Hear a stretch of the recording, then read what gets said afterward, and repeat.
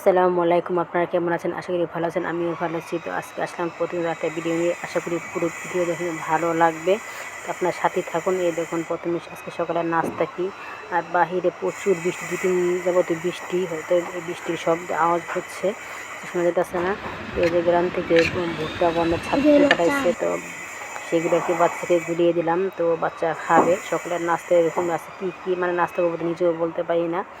এরকম তো ওকে বলাই দিলাম, দিয়ে আমারও খুব খিদা পেয়ে গেছে। আর বৃষ্টির দিনে জানেন তো খুব খিদা পেয়ে যায়। তো বাচ্চাকে আগে খেতে দিলাম। আর গ্রাম থেকে কাঁঠাল আনছে, তো কাঁঠালটাও পাকিয়ে গেছে, তো সেটাও ভেঙে নেব। বাচ্চা কিন্তু এই খাতাটা খুবই পছন্দ করে, তো সেই কারণে ওর ফুপু এটি ওর জন্য ভাঙাই দিচ্ছে। মুস্কান খাতে করতে খাই দেখি কীরকম লাগে। আর আমি ওই পাশে কাঁঠাল ভাঙছি, তো আজকে কাঁঠাল দিয়ে মুড়ি দিয়ে খাবো। তো অনেকদিন ধরেই কাঁঠাল খাই, কিন্তু এরকম দেশে কাঁঠাল মতন কোনো ঘ্রাণ পাই না। আর কাঁঠালটা এত ঘ্রাণ, এত মিষ্টি, আর কালারটা কিন্তু অনেক সুন্দর কালার। তো মুড়ি দিয়ে খাবো। আর ওই পাশে কিন্তু আমি কিন্তু আবার সকালে রান্নাও বসাই দিচ্ছি। আমার মনেই ছিল না ঘরে যে কাঁঠাল ছিল, তো জানলে আমি এগুলো বসাইতাম না। তো এই যে ভর্তা বানাবো আর দুধের ভাত রান্না করবো। ভর্তা বানানোর জন্য এই দেখুন মরিচ ভেজে নিয়েছি, শুটকি, পেঁয়াজ, কাঁঠালের বিচি আর ডাল সিদ্ধ করে নিয়েছি। তো এগুলো ভর্তা বানাবো। প্রচুর শব্দ হচ্ছে, বৃষ্টিও হচ্ছে, আর পাশের বাড়িও কাজ করতেছে, তো কাজের ওরকম শব্দ হইতেছে। আগে ডালটা হাতে মেখে ভর্তা করে নিলাম।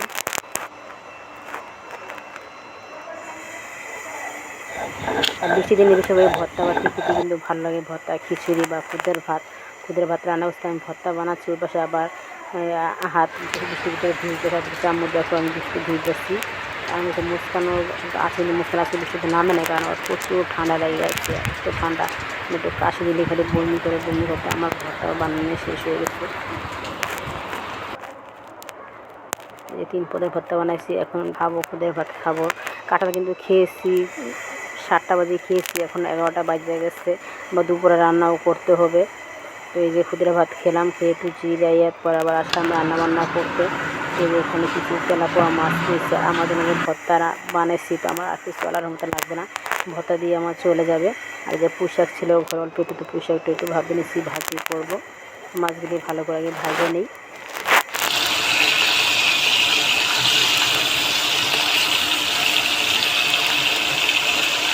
মাছগুলো ভাজা শেষ হয়ে গেছে, আর আমার শাকটাও হয়ে গেছে। 2 চুলায় বসা দিয়ে শাকটাও হয়ে গেছে, ওটাও আর কি একটু বাগার দিয়ে নিলাম পেঁয়াজ রসুন দিয়ে। আর তেলাপোয়া মাছ দিয়ে আছে বেগুন দিয়ে রান্না করব। এই বেগুনটা কষে দিয়েছি, বেগুন দিয়ে মাছ দিয়ে রান্না করব।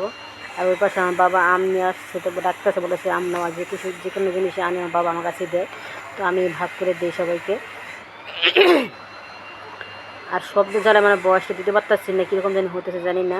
তো রান্না বান্না শেষ হয়ে গেছে, আসলাম আম ভাগ করতে। আর তো মুস্কান তো থাকবে সাথে সব কিছু দিতে, আমগুলো ভাগ করে আসছি। আমার বাবাই বেশিরভাগ মানে কেনাকাটা করে, কারণ আমার বাসায় তো পুরুষ মানুষ নাই, আর আমার বোনও ওরকমই, বাসায় মানুষ নেই, কিছু নেই।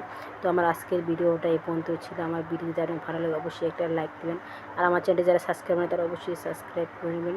এই যে আম ভাগাভাগি করতেছি। আর বৃষ্টি কিন্তু এখনও হইতেছে, বাহিরে প্রচুর বৃষ্টি।